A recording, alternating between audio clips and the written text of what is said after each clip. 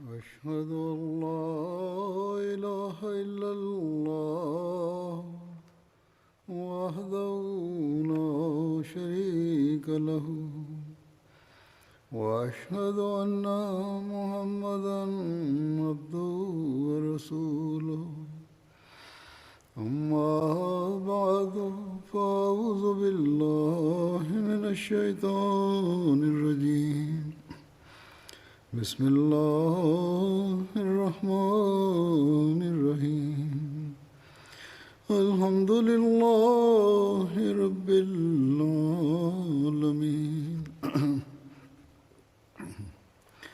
الرحمن الرحيم مالك يوم الدين إياك نعبد وإياك نستعين اهدنا الصراط المستقيم صراط الذين أنعمت عليهم غير المغضوب عليهم ولا الضالين.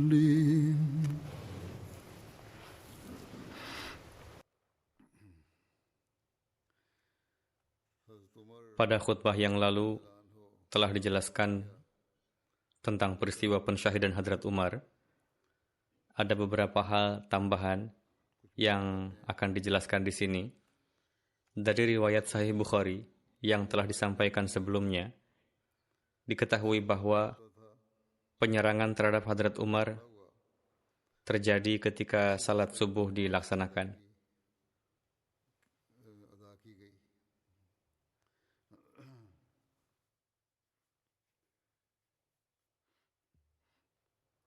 Saat itu, Hadrat Umar tengah berada di dalam masjid, sementara dalam riwayat lain disebutkan bahwa Hadrat Umar dengan segera dibawa ke kediaman beliau dan salat dilaksanakan setelahnya. Sebagaimana Allamah Ibnu Hajar, penulis syarah Sahih Bukhari, di bawah riwayat tersebut seraya mengutip satu riwayat lain, beliau menulis, Hazrat Ibnu Abbas meriwayatkan, tatkala darah Hadrat Umar tampak banyak mengalir dan beliau pun pingsan, saya lalu mengangkat beliau bersama yang lain dan membawa beliau hingga ke rumah beliau. Hadrat Umar terus pingsan hingga cahaya pagi menerangi. Ketika beliau sadar kembali, beliau melihat kami dan bersabda, apakah orang-orang telah salat? Saya menjawab, ya, sudah. Mendengar ini, beliau bersabda, tidaklah seorang itu Islam jika ia meninggalkan salat. Lalu beliau berwudu dan menunaikan salat. Selain itu, di Tabaqat Kubro pun tertera bahwa Hadrat Umar diangkat dan dibawa ke rumah. Lalu Hadrat Abdurrahman bin Auf mengimami salat. Tertera juga bahwa Hadrat Abdurrahman menilawatkan dua surah Al-Quran Karim yang terpendek, yaitu Al-Asr dan Al-Kautsar. Di tempat lain tertera bahwa beliau menilawatkan surah Al-Asr dan Al-Kafirun.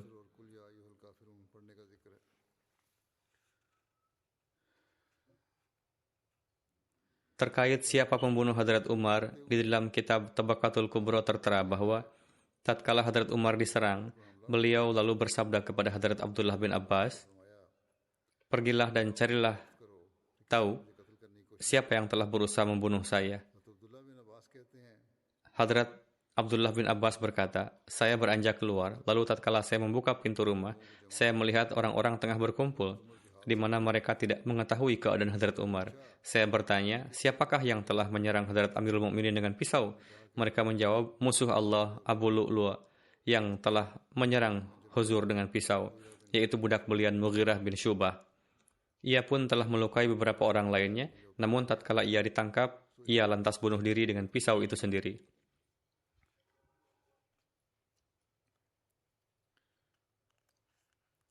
Terkait apakah pensyahidan Hadrat Umar radhiyallahu anhu merupakan hasil dari suatu perencanaan ataukah hanya dendam pribadi yang dimilikinya? Beberapa sejarawan kini pun telah menuliskan bahwa pensyahidan Hadrat Umar tidak hanya berdasarkan suatu dendam pribadi, melainkan adalah sebuah perencanaan. Alhasil, pendapat mereka pun akan kita lihat di sini. Sosok Hadrat Umar, wujud khalifah yang pemberani, mengenai bagaimana beliau telah disyahidkan, secara umum kita melihat bahwa para sejarawan dan penulis riwayat hidup, mereka diam setelah menjelaskan runtunan peristiwa pensyahidan Hadrat Umar dan didapat kesimpulan bahwa Abu Lu'lu' Feroz telah membunuhnya karena gejolak dan kemarahan sesaat.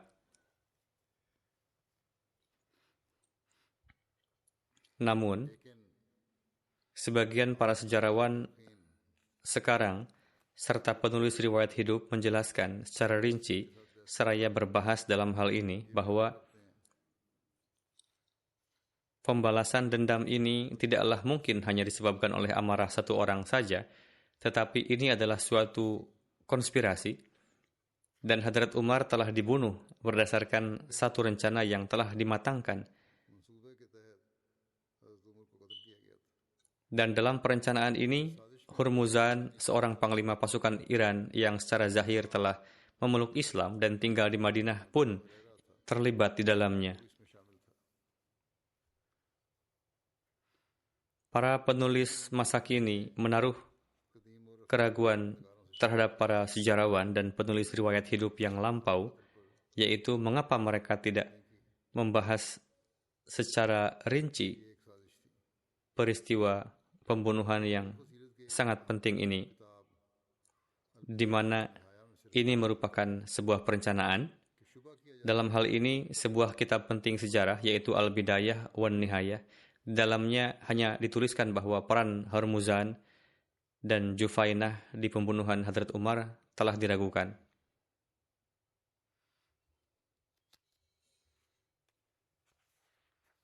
Oleh karena itu,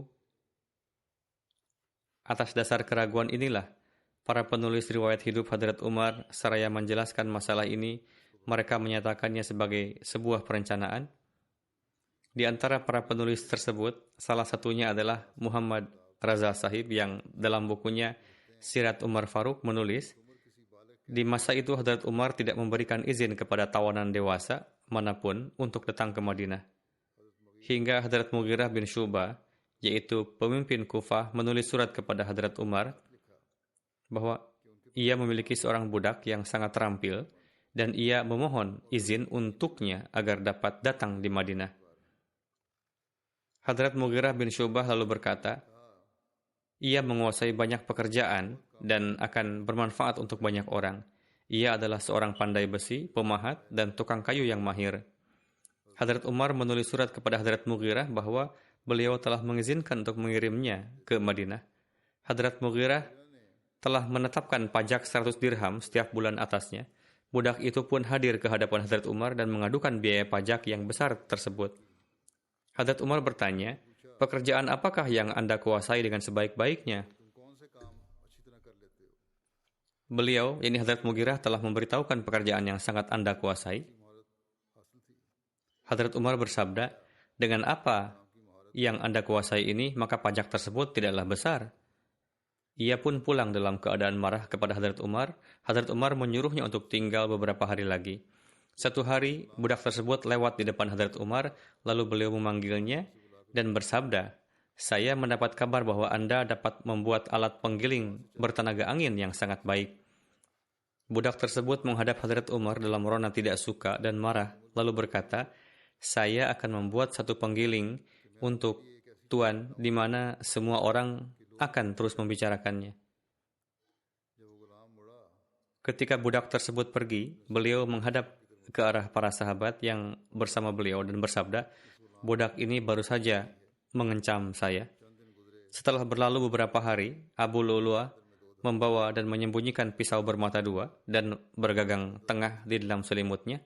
Ia lalu menebas Hadrat Umar sebagaimana telah dijelaskan pada peristiwa pensyahidannya. Lalu tebasannya mengenai bawah perut beliau. Di satu sisi, Abu Lu'lu'ah menyimpan kebencian dan dendam terhadap Hadrat Umar karena beliau telah menaklukkan negerinya dan menjadikannya tawanan serta telah menjadikan rajanya harus terusir dalam keadaan tertunduk dan terhina.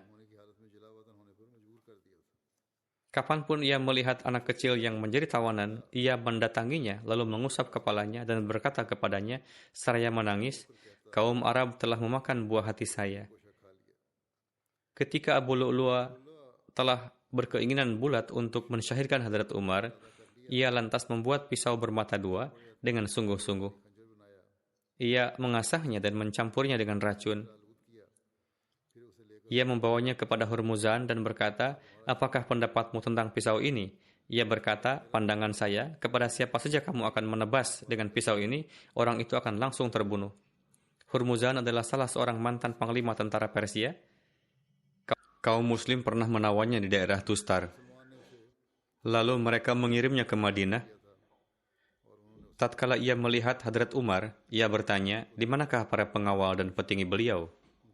Yaitu sebagaimana sebelumnya telah dijelaskan.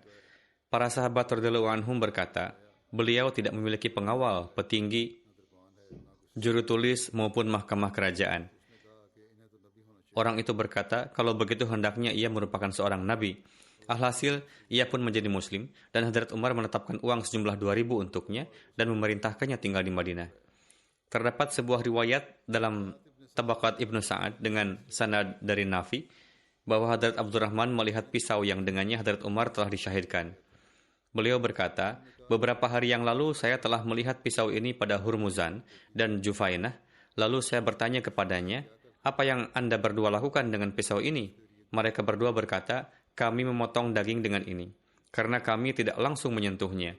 Atas hal ini, Hadrat Abdullah bin Umar bertanya kepada Hadrat Abdurrahman, apakah Anda pernah melihat pisau ini pada kedua orang tersebut? Ia menjawab, ya.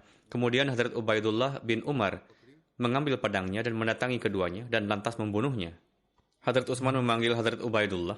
Tatkala ia hadir di hadapannya, Hadrat Utsman bertanya, kemarahan apa yang telah menjadikan engkau membunuh keduanya sementara mereka berdua ada di bawah perlindungan kita? Mendengar hal ini, Hadrat Ubaidullah langsung menggenggam Hadrat Utsman dan menjatuhkan beliau ke tanah hingga orang-orang pun berdatangan dan menyelamatkan Hadrat Utsman dari Hadrat Ubaidullah. Sebelumnya, tatkala Hadrat Utsman memanggilnya, yakni Hadrat Ubaidullah menyilangkan pedang pada beliau. Namun Hadrat Abdurrahman dengan keras mengatakan kepadanya untuk menurunkannya. Dan ia pun menurunkan dan meletakkan pedangnya. Diriwayatkan dari Sa'id bin Musayyab bahwa tatkala Hadrat Umar disyahidkan, ini semata sebuah riwayat, seperti yang telah saya sampaikan sebelumnya, yaitu kisah tentang Hadrat Utsman, Allah yang lebih mengetahui sejauh mana kebenarannya. Dan memang terkait peristiwa pensyahidan ini, telah dijelaskan juga di beberapa tempat lainnya. Tatkala Hadrat Umar disyahidkan, Hadrat Abdurrahman bin Abu Bakar berkata, saya sempat berpapasan dengan pembunuh Hadrat Umar, Abu Lu'lu'a, sementara Jufainah dan Hurmuzan pun ada bersamanya. Dan saat itu mereka tengah berbisik-bisik. Ketika tiba-tiba saya mendekatinya, mereka berdiri dan hendak berlari, sementara satu pisau terjatuh di antara mereka. Pisau itu bermata dua dan gagangnya berada di tengahnya. Jadi, lihatlah bagaimana pisau yang dengannya Hadrat Umar telah disyahidkan. Tatkala mereka melihat, maka benar pisau itulah sebagaimana yang telah Hadrat Abdurrahman bin Abu Bakar jelaskan. Tatkala Hadrat Ubaidullah bin Umar mendengar dari Hadrat Abdurrahman bin Abu Bakar, maka ia pun membawa pedangnya dan bergegas keluar hingga ia pun menyeru kepada Hurmuzan. Ketika Hurmuzan mendatanginya, Hadrat Ubaidullah berkata, ikutlah bersama saya. Hingga mereka pun melihat kuda mereka dan Hadrat Ubaidullah mundur di belakangnya. Tatkala ia mulai berjalan di depannya, Hadrat Ubaidullah pun menebasnya dengan pedang. Hadrat Ubaidullah bin Umar menjelaskan, tatkala ia merasakan kilatan pedang, ia lalu mengucapkan la ilaha illallah. Hadrat Ubaidullah berkata, saya bersuruh kepada Jufainah. Ia adalah seorang Kristen dari antara para Nasrani di Hira. Ia adalah penolong Sa'ad bin Abi Waqqas, di mana ia telah mengutusnya ke Madinah untuk mengadakan perdamaian di antara mereka. Ia telah mengajarkan baca tulis di Madinah. Ketika saya menebasnya dengan pedang, ia membuat tanda salib di depan kedua matanya. Lalu Hadrat Ubaidullah maju ke depan dan membunuh putri Abu Lu'lu'a, di mana ia pernah menyatakan dirinya sebagai Muslim. Hadrat Abdullah berkeinginan bahwa pada hari itu tidak akan ada seorang pun tawanan yang akan hidup. Golongan muhajir bersatu melawan mereka dan menahan mereka serta mencaci mereka. Beliau berkata, demi Allah, saya pasti akan membunuh mereka. Ia tidak menghiraukan kaum muhajirin itu. Hingga Hadrat Amr bin As terus bersama mereka dalam percakapan itu hingga ia, yakni Hadrat Ubaidullah pun menyerahkan pedang itu kepada Hadrat Amr bin As. Lalu Hadrat Sa'ad bin Abi Waqqas mendatangi mereka. Tatkala mereka berdua saling menjambak rambut depan satu sama lain, pada akhirnya Hadrat Ubaidullah pun membunuh Hurmuzan dan putri Abu Lulua.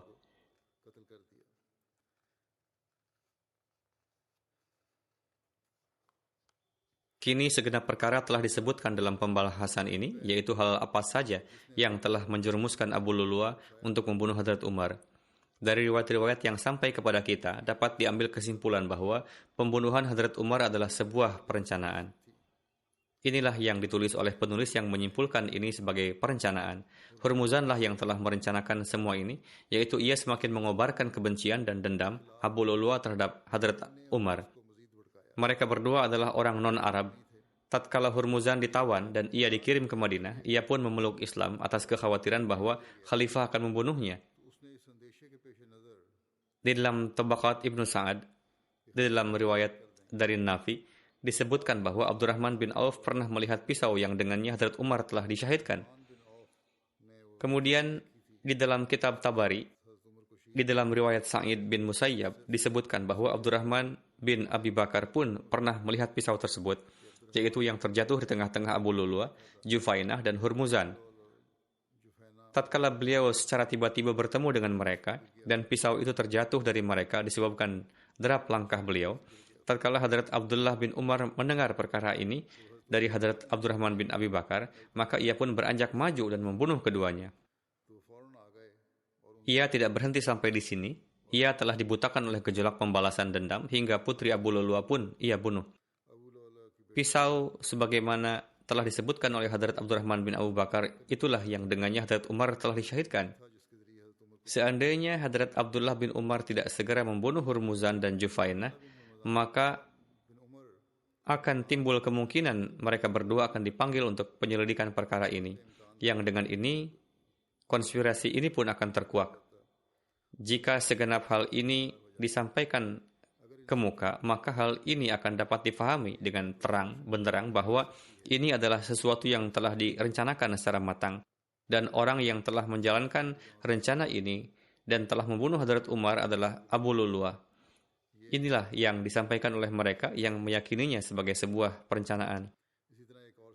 Demikian pula seorang penulis riwayat hidup, Dr. Muhammad Hussein Haikal, di dalam bukunya menulis, peristiwa yang terjadi adalah bahwa ketika kaum Muslim menundukkan bangsa Iran dan kaum Kristen dan mereka mengambil alih pemerintahan di negeri-negeri tersebut, dan Kaisar Iran pun telah mereka paksa untuk melarikan diri.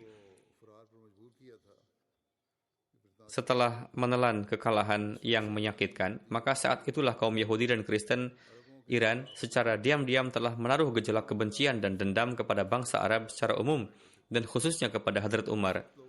Saat itu orang-orang pun menyebutkan kebencian dan dendam tersebut dalam percakapan mereka, dan mereka teringat akan sabda Hadrat Umar setelah mereka mengetahui bahwa orang yang telah menyerang beliau adalah Abu Lulua dari Iran.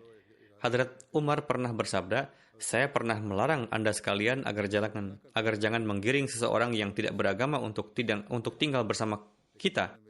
Namun Anda tidak menghiraukan ucapan saya." Jumlah orang ateis non-Arab di Madinah saat itu sangat sedikit, namun telah menjadi satu kelompok di mana hati mereka telah penuh dengan kemarahan dan pembalasan dendam, dan dada mereka telah menyala dengan api kebencian. Dan siapa yang dapat membayangkan bahwa orang-orang tersebut telah membuat rencana dan ulah Abu Luluah ini adalah hasil dari rencana tersebut, yang mana para musuh Islamlah yang telah menebarkan jala untuk memenuhi rasa haus akan kebencian dan permusuhan mereka. Dengan ini mereka beranggapan bahwa persatuan bangsa Arab akan tercerai-berai dan kekuatan kaum Muslim dapat dilemahkan. Para putra Hadrat Umarlah yang paling gelisah untuk mengetahui hakikat sebenarnya dari kejadian ini. Mereka telah dapat menyingkap tabir tersebut dan sampai di kedalamannya. Seandainya Abu Lulua Firuz tidak bunuh diri dan membawa rahasia itu bersamanya ke alam kubur, maka apakah hal ini akan berakhir begitu saja? Dan sekarang ini tidak ada lagi jalan untuk membuka rahasia tersebut? Penulis, yaitu sejarawan yang ingin menyingkapkan rencana jahat ini, bahwa apakah ini merupakan konspirasi atau bukan? Pemilik Qadha dan Qadar menghendaki agar sesosok pemimpin Arab mengetahui rahasia ini dan membimbingnya dalam menyikap rencana jahat ini. Tatkala Hazrat Abdurrahman bin Auf melihat pisau tersebut yang dengannya Hazrat Umar telah disyahidkan, maka beliau bersabda, "Kemarin saya telah melihat pisau ini pada Hurmuzan dan Jufainah. Saat itu saya bertanya pada mereka, apa yang akan kalian lakukan dengan pisau ini? Mereka menjawab bahwa mereka akan menggunakannya untuk memotong daging, karena mereka telah tidak menyentuh daging dengan tangannya." Lalu Hadrat Abdurrahman bin Abi Bakar berkata, "Saya pernah berpapasan dengan pembunuh Hadrat Umar, Abu Lu'lu'ah, sementara Hurmuzan dan Jufainah ada bersamanya. Dan saat itu mereka tengah berbicara secara diam-diam. Saya tiba-tiba mendekati mereka, maka mereka pun melarikan diri dan sebuah pisau jatuh dari antara mereka, yaitu pisau bermata dua dan gagangnya terletak di tengahnya. Lihatlah bagaimana pisau yang dengannya Hadrat Umar telah disyahidkan. Tatkala orang-orang melihatnya, maka itu memang adalah pisau yang Hazrat Abdurrahman bin Abi Bakar telah jelaskan." Penulis berkata, dengan ini tidak ada lagi keraguan bahwa keduanya adalah saksi yang benar. Bahkan mereka inilah yang paling dipercaya di antara segenap muslim, dan mereka berdualah yang memberikan kesaksian bahwa pisau yang digunakan untuk mensyahidkan Hazrat Umar pernah ada pada Hurmuzan dan Jufainah. Dari antara keduanya, salah satu saksi berkata bahwa ia telah melihat sang pembunuh, yaitu Abu Lu'lu'ah, bahwa sebelum ia membunuh, ia tengah bersama keduanya, yaitu Hurmuzan dan Jufainah. Dan menurut kedua saksi, semua ini merupakan peristiwa di malam tatkala keesokan paginya Hadrat Umar diserang. Jadi, apakah setelah ini ada yang sanggup meragukan hal ini bahwa Hadrat Amirul Mukminin adalah sasaran dari perencanaan pembunuhan ini, yang peran utamanya adalah ketiga orang tersebut? Memang ada kemungkinan bahwa ada orang Iran lain atau orang dari bangsa lain yang ikut serta di dalamnya, yaitu bangsa yang telah ditaklukkan oleh kaum muslim. Ketika Hadrat Ubaidullah bin Umar mendengar kesaksian dari Hadrat Abdurrahman bin Auf dan Abdurrahman bin Abi Bakar, maka ia pun menjadi gelap mata untuk melancarkan pembalasan dendam. Dirinya telah mencap bahwa segenap orang non-Arab di Madinah pun ikut serta dalam rencana pembunuhan ini, dan tangan mereka pun berlumuran darah atas kejahatan ini. Ia dengan segera mengambil pedangnya, dan pertama-tama ia menghabisi Hurmuzan dan Jufainah. Di dalam riwayat, ia menyeru kepada Hurmuzan, tatkala ia keluar, ia berkata kepadanya, "Kemarilah bersama saya, dan lihatlah kuda saya." Sementara ia sendiri mundur di belakang. Tatkala ia berjalan di depannya, maka ia menebasnya dengan pedang. Tatkala orang Iran itu merasakan kilatan pedang, ia berkata, "La ilaha illallah," dan ia pun tumbang. Ada riwayat bahwa Hadrat Ubaidullah bin Umar, yaitu putra Hadrat Umar, berkata, "Lalu saya memanggil Jufainah, ia adalah seorang Kristen dari Hira dan saudara sepersusuan Sa'ad bin Abi Waqqas. Karena hubungan keluarga ini, Sa'ad membawanya ke Madinah, di mana ia sering mengajarkan baca tulis kepada orang-orang di sana. Ketika saya menebasnya dengan pedang, ia membuat tanda salib di antara kedua matanya. Satu lagi, saudara Hadrat Abdullah pun sama amarahnya atas kesyahidan ayahandanya, dan yang paling bergelora adalah Ummul Mukminin Hadrat Hafsah radhiyallahu anha. Meski demikian, apa yang telah mereka lakukan ini tidaklah diizinkan secara syariat. Tidak ada seorang pun yang dapat memutuskan sendiri untuk melakukan pembalasan dendam, yakni ia menjalankan sendiri haknya sesuai keinginannya, sementara keputusan dalam perkara ini ada di tangan Rasulullah SAW, dan setelah beliau SAW, hak untuk memutuskan ini telah dikhususkan pada tangan para khalifah beliau radhiyallahu anhum. Beliau menyampaikan keputusan di antara segenap orang secara adil dan menerapkan perintah qisas terhadap pelanggar.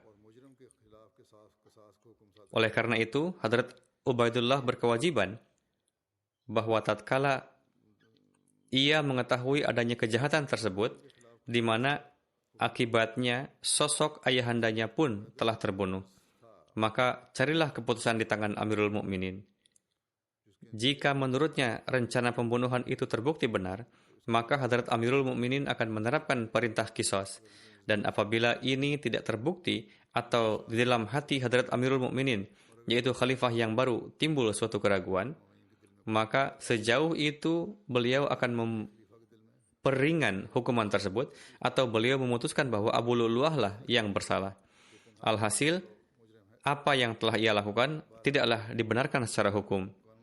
Secara ringkas adalah, meskipun tidak jauh secara kias bahwa ini merupakan sebuah rencana yang matang, namun keadaan saat itu memperlihatkan bahwa Hadrat Utsman tidak sanggup menyelidikinya dengan segera. Atau bagaimanapun kondisinya, para sejarawan awalin tidak bersuara dan beberapa sejarawan di zaman ini tengah membahasnya berdasarkan asumsi-asumsi dan dalam dalil-dalil yang mereka nampak cukup berbobot. Karena grup yang melakukan konspirasi ini tidak mencukupkan sampai di sana. Bahkan Hadrat Utsman pun menjadi target konspirasi terserupa, yang dengannya semakin memperkuat kecurigaan ini, yakni untuk menghentikan kemajuan Islam yang semakin gemilang dan dominasinya. Dan untuk mendinginkan api dendam mereka, Hadrat Umar disyahidkan melalui unsur-unsur ekstern. Wallahu a'lam. और अपने इंतकाम की आग को ठंडा करने के लिए बैरूनी अनासर की एक साजिश के तहत हज़रत उमर को शहीद किया गया था। वल्लाहु आलम। Dalam Sahih Muslim tertulis, Hadrat Ibnu Umar meriwayatkan, ketika ayah saya diserang, saya tengah berada di dekat beliau. Orang-orang menyampaikan pujian kepada beliau dan berkata, semoga Allah Ta'ala memberikan balasan yang terbaik untuk Anda. Hadrat Umar bersabda, saya adalah orang yang mencintai dan juga penakut. Orang-orang berkata, mohon kiranya Huzur menunjuk siapa khalifah pengganti Huzur nantinya. Beliau radhiyallahu anhu bersabda, apakah saya harus menanggung beban kalian semasa aku hidup dan setelah mati juga? Saya ingin supaya bagian yang aku dapatkan berimbang, yakni jangan sampai aku mendapatkan hukuman dan aku pun tidak juga berharap untuk mendapatkan suatu ganjaran jika aku menetapkan penerus yang akan menggantikanku. Maka beliau pun menetapkan penerus yang lebih baik dariku, yakni Hadrat Abu Bakar. Jika aku tetapkan, tidaklah mengapa. Jika aku tinggalkan kalian tanpa menetapkan penerusku, beliau pun yang notabene lebih baik dariku telah meninggalkan kalian tanpa menetapkan penerus, yakni Hadrat Umar memberikan permisalan wujud Rasulullah yang tidak menetapkan penerus sebelum wafat. Hadrat Abdullah berkata, ketika Hadrat Umar menyebut nama Rasulullah, saya dapat memahami bahwa Hadrat Umar tidak akan menetapkan penerus. Dalam riwayat lain, Sahih Bukhari, Hadrat Ibnu Umar meriwayatkan, saya pergi menemui Hadrat Hafsah. Hadrat Hafsah bersabda, tahukah kamu bahwa ayahmu tidak akan menetapkan penerusnya? Saya katakan, beliau tidak akan menetapkan penerusnya. Hadrat Hafsah bersabda, beliau akan melakukannya. Ibnu Umar berkata, saya bersumpah akan menanyakan lagi kepada Hadrat Umar. Lalu saya terdiam hingga pagi dan tidak berbicara apa-apa kepada Hadrat Umar. Kondisi saya saat itu sedemikian rupa disebabkan oleh sumpahku itu, seolah-olah saya tengah mengangkat beban gunung. Lalu saya kembali dan menemui Hadrat Umar. Beliau menanyakan keadaan orang-orang kepada saya. Lalu saya beritahukan kepada beliau apa yang dikatakan oleh orang-orang. Saya katakan, saya mendengar apa yang dikatakan oleh orang-orang dan saya bersumpah untuk mengatakannya kepada ayah. Orang-orang beranggapan bahwa ayah tidak akan menetapkan penerus. Masalahnya adalah, jika penggembala unta-unta ayah atau penggembala kambing itu datang menemui ayah dan meninggalkan ternaknya, berarti ia telah menyia-nyiakan ternaknya. Alhasil, pemeliharaan terhadap manusia lebih penting dari itu. Hadrat Umar sepakat dengan apa yang saya katakan. Lalu beliau menundukkan kepala untuk beberapa saat, kemudian mengangkat kepala dan mengarahkan pandangan kepada saya dan bersabda, Allah Ta'ala akan menjaga sendiri agamanya. Jika saya tidak menetapkan seorang khalifah penerusku, Rasulullah sendiri tidak menetapkan khalifah penerusnya. Begitu juga, jika saya tidak menetapkan seorang khalifah penerusku, Hadrat Abu Bakar sendiri tidak menetapkan khalifah penerusnya. Hadrat Ibnu Umar berkata, demi Tuhan, ketika Hadrat Umar menyebutkan nama Rasulullah dan Abu Bakar, saya dapat memahami bahwa beliau tidak akan menyamakan seseorang dengan Rasulullah, yakni beliau tidak akan menetapkan seseorang sebagai penerusnya.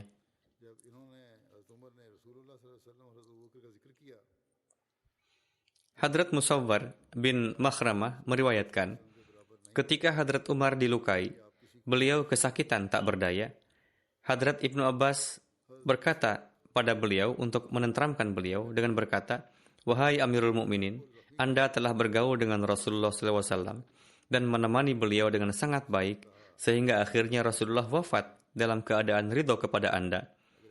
Anda juga telah bergaul bersama dengan Hadrat Abu Bakar dan menemani beliau dengan sangat baik, sehingga akhirnya beliau wafat dalam keadaan beliau ridho kepada Anda. Anda juga telah bergaul bersama para sahabat dan menemani beliau-beliau dengan sangat baik, sehingga jika Anda berpisah dari mereka, maka pastinya Anda akan berpisah dari mereka dalam keadaan mereka ridho kepada Anda. Hadrat Umar bersabda, pergaulan dan keridaan Rasulullah seperti yang kamu katakan itu, semuanya merupakan ihsan yang Allah Ta'ala anugerahkan kepada saya. Begitu juga pergaulan dan keridaan Hadrat Abu Bakar seperti yang kamu katakan itu. Ini pun merupakan ihsan yang Allah Ta'ala anugerahkan kepada saya. Demikian pula kekhawatiran yang kamu lihat dalam diri saya, itu semata-mata saya lakukan untuk dirimu dan kawan-kawanmu. Saya tidak mengkhawatirkan pribadi saya sendiri, melainkan mengkhawatirkan kamu dan kawan-kawanmu. Demi Tuhan, jika saya memiliki emas sebesar bumi, maka pasti saya akan korbankan guna terlepas dari azab ilahi sebelum tiba saatnya aku melihat azab tersebut. Dalam menafsirkan ayat wal yubaddilannahum min ba'di khaufihim amna, Hadrat Muslim Maud radhiyallahu anhu bersabda,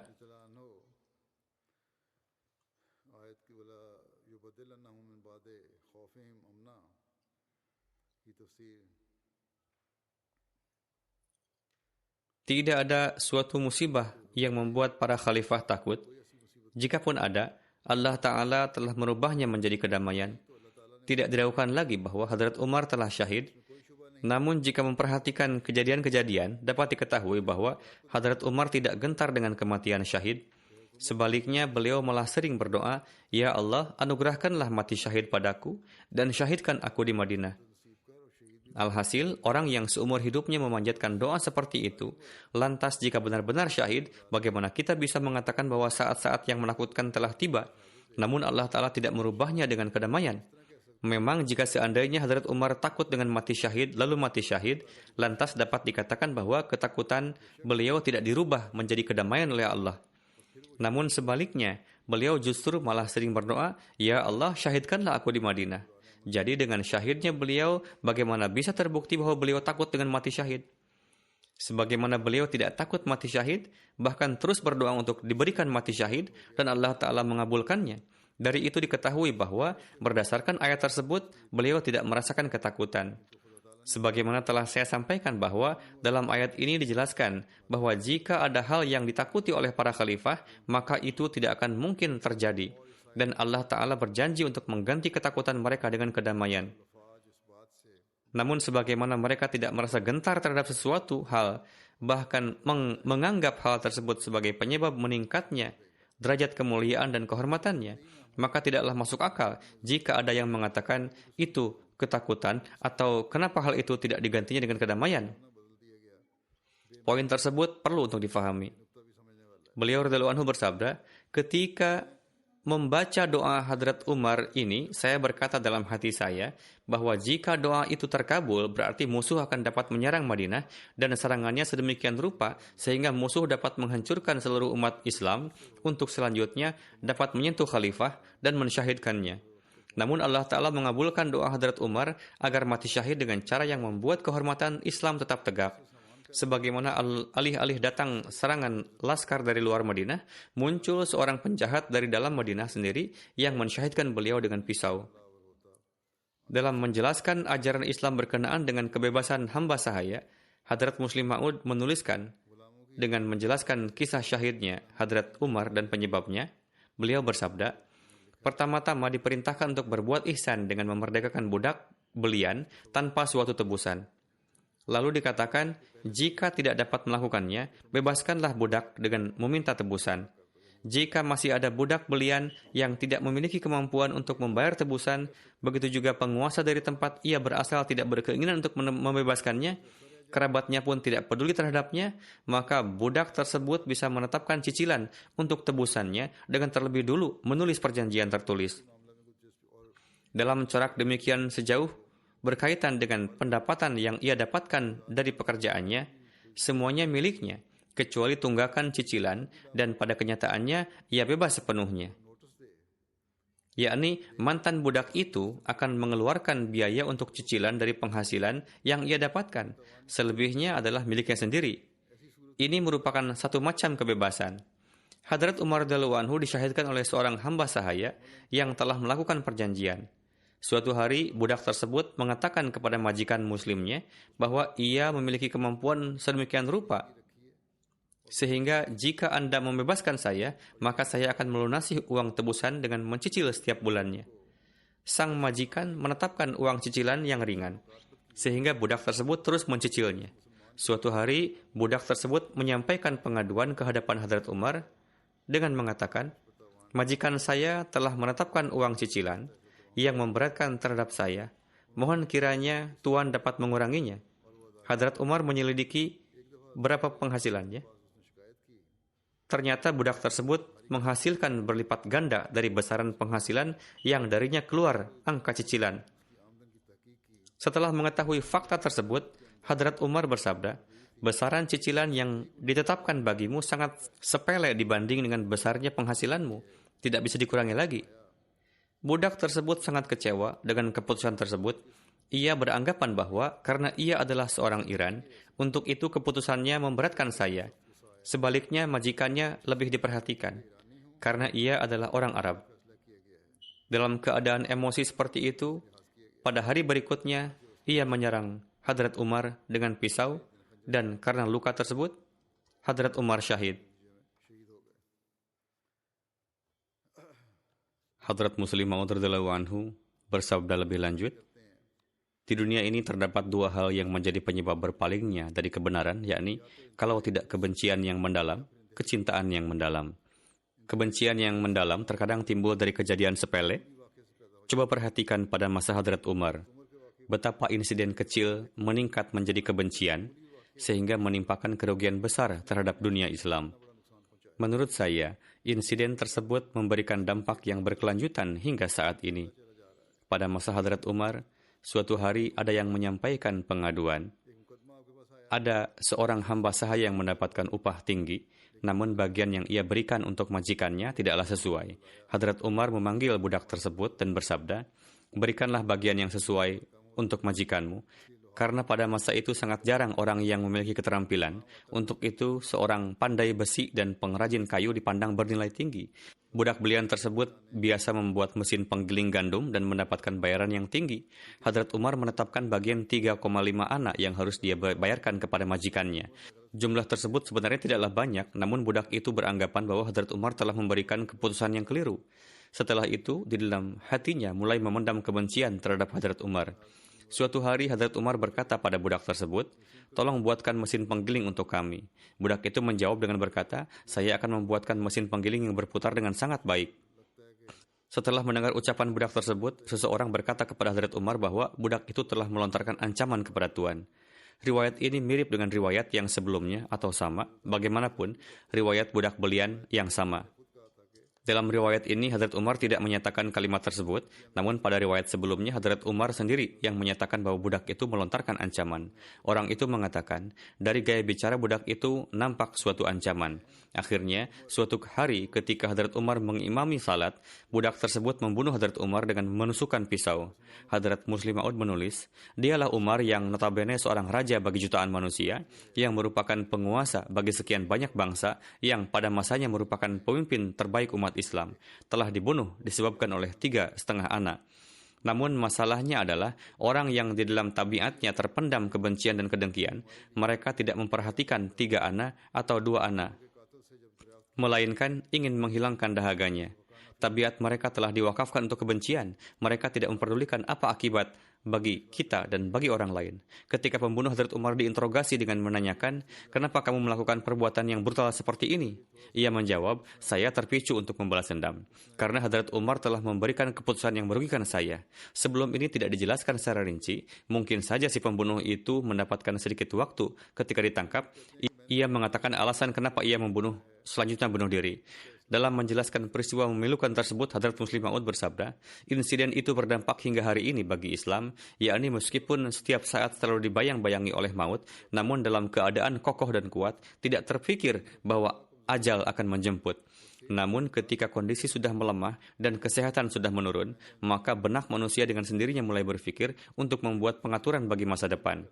Mereka tidak berbincang satu sama lain perihal ini, namun dengan sendirinya timbul arah yang menjadi penggerak untuk memikirkan mengenai pengaturan untuk masa yang akan datang. Untuk itu, ketika seorang imam wafat, maka orang-orang menjadi waspada. karena Hadrat Umar memiliki kondisi fisik yang kuat meskipun sudah berusia 63 tahun. Namun tidak terfikir oleh para sahabat bahwa Hadrat Umar akan segera berpisah dari mereka. Untuk itu para sahabat sama sekali tidak terfikir perihal pengaturan untuk kedepannya, yakni seketika datang musibah wafatnya Hadrat Umar. Pada saat itu umat Islam belum siap untuk menerima seorang imam lain. Disebabkan oleh tidak adanya persiapan, sehingga belum timbul kedekatan hubungan orang-orang dengan Hadrat Utsman yang siogianya terjalin. Akibatnya kondisi Islam menjadi sangat rentan, terlebih pada masa Hadrat Ali. Ini merupakan salah satu penyebab kekisruhan yang terjadi di kemudian hari, seperti yang telah dijelaskan. Menurut Hadrat Muslim Maud, hal ini bisa menjadi penyebabnya. Pada saat genting, seharusnya ada beberapa orang yang ditugaskan untuk berjaga ketika salat tengah berlangsung. Hal itu disabdakan oleh Hadrat Muslim Maud radhiyallahu anhu. Hal itu beliau jelaskan dalam konteks syahidnya Hadrat Umar radhiyallahu anhu. Beliau bersabda, dalam Al-Quran terdapat hukum yang jelas, yakni hendaknya ditugaskan setengah dari antar umat muslim untuk berjaga. Meskipun konteksnya pada saat peperangan yang diperlukan guna melindungi sebuah jemaat, namun dari itu dapat dijadikan dalil bahwa untuk mencegah terjadinya kekisruhan kecil, jika beberapa orang ditugaskan untuk berjaga ketika salat, maka hal itu bukanlah hal yang patut dibantah, melainkan perlu untuk diamalkan. Jika pada saat peperangan dari antara 1.000 orang dapat ditugaskan 500 orang untuk berjaga, lantas apakah dalam kondisi yang tidak terlalu genting tidak bisa ditugaskan 5 atau 10 dari antara 1.000 orang untuk berjaga? Adalah keliru jika ada yang beralasan dengan mengatakan bahwa resiko bahaya bukanlah sesuatu yang pasti. Apa yang telah menimpa Hadrat Umar radhiyallahu anhu ketika beliau tengah khusyuk dalam salatnya, seseorang yang jahat berpikir bahwa itu adalah saat yang tepat untuk menyerang beliau radhiyallahu anhu. Lalu orang itu maju dan menusukkan pisau kepada Hadrat Umar. Setelah mengetahui kejadian tersebut, jika ada yang mengatakan bahwa berjaga-jaga ketika salat adalah bertentangan dengan prinsip dan kemuliaan salat, maka pendapat seperti itu tidak memiliki arti apa-apa selain dari memperlihatkan cara berpikir yang bodoh. Permisalannya seperti seorang bodoh yang terlibat dalam pertempuran dan terkena anak panah yang membuatnya berdarah. Lalu orang itu kabur dari medan perang dan sambil menyeka darah, ia terus-menerus mengatakan, "Ya Allah, semoga kejadian ini hanyalah mimpi, bukan kenyataan." Terbukti juga dari sejarah bahwa pada suatu kesempatan, para sahabat tidak mengatur penjagaan sehingga terpaksa menanggung kerugian besar. Sebagaimana ketika Hadrat Amr bin As ketika berangkat untuk menaklukkan Mesir dan beliau berhasil menaklukkan daerah-daerah, setelah itu ketika memimpin salat, beliau tidak mengaturkan penjagaan.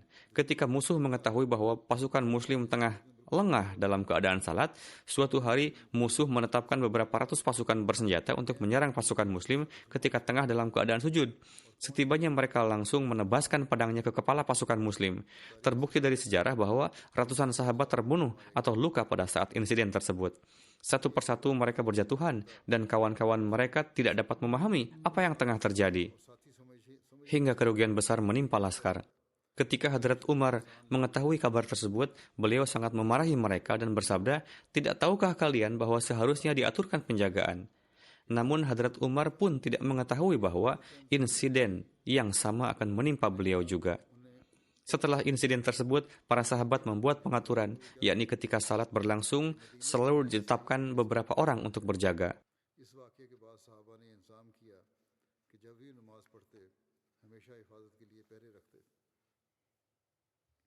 Berkenaan dengan hutang Hadrat Umar sebelum ini telah dibahas, beliau bertanya kepada putranya,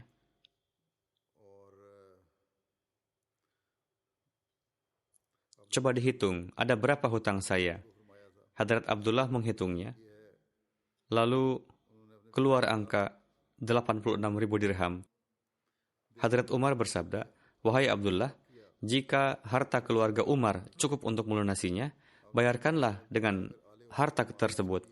Jika harta keluarga belum cukup, mintalah kepada Banu Addi bin Ka'ab. Jika masih belum cukup juga, mintalah kepada kabilah Quraisy. Selain itu, jangan meminta kepada siapapun." Para sahabat mengetahui bahwa imam kita yang hidup dengan sederhana ini tidaklah membelanjakan harta tersebut untuk kepentingan pribadinya, melainkan diperuntukkan bagi orang-orang yang membutuhkan dan miskin. Untuk itu, Abdurrahman bin Auf berkata kepada Hadrat Umar, "Kenapa Huzur tidak melunasi hutang ini dengan mengambilnya dari Baitul Mal?" Hadrat Umar bersabda, "Nauzubillah, apakah kamu ingin nanti kamu dan kawan-kawanmu mengatakan bahwa kami telah meninggalkan bagian harta kami di Baitul Mal untuk Umar? Sekarang kamu menghibur saya, namun di belakangku nanti akan timbul masalah yang berat bagiku." Hadrat Umar bersabda kepada putra beliau, Abdullah bin Umar, "Ambillah tanggung jawab untuk melunasi hutangku." Sebagaimana Hadrat Abdullah mengambil alih tanggung jawab tersebut, sebelum Hadrat Umar dimakamkan, putra beliau menjadikan para anggota syuro dan beberapa penganut Nasrani sebagai saksi atas jaminan pelunasan hutang tersebut. Pasca kewafatan Hadrat Umar, belum lagi datang Jumat berikutnya, Hadrat Abdullah bin Umar membawa sejumlah uang untuk melunasi hutang, lalu datang ke hadapan Hadrat Utsman dan menyatakan terbebas dari beban hutang di hadapan beberapa saksi.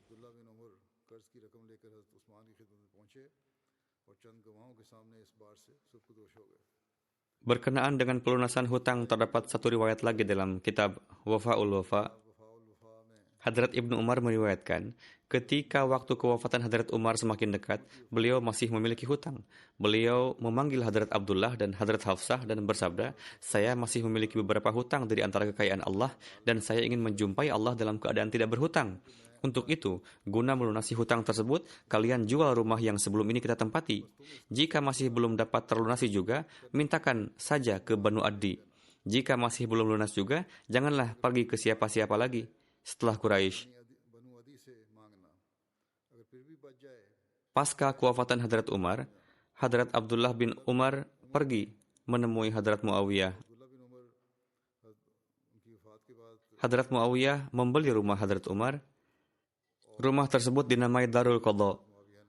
Hadrat Abdullah menjual rumah tersebut untuk melunasi hutang.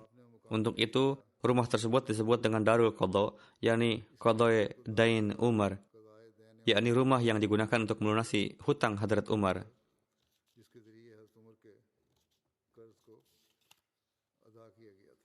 Topik ini masih akan terus berlanjut nanti, insya Allah.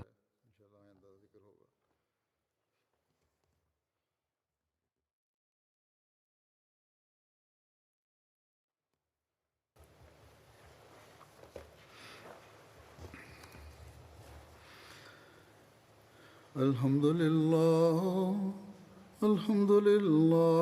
nahmaduhu wa nasta'inuhu wa nastaghfiruh. ونؤمن به ونتوكل عليه ونعوذ بالله من شرور أنفسنا ومن سيئات أعمالنا من يهده الله فلا مضل له ومن يضلل فلا هادي له ونشهد أن لا إله إلا الله وحده ونشهد أن محمدا عبده ورسوله عباد الله رحمكم الله إن الله يأمر بالعدل والإحسان وإيتاء ذي القربى وينهى عن الفحشاء والمنكر والبغي يعظكم لعلكم تذكرون اذكروا الله يذكركم وادعوه يستجب لكم ولذكر الله أكبر.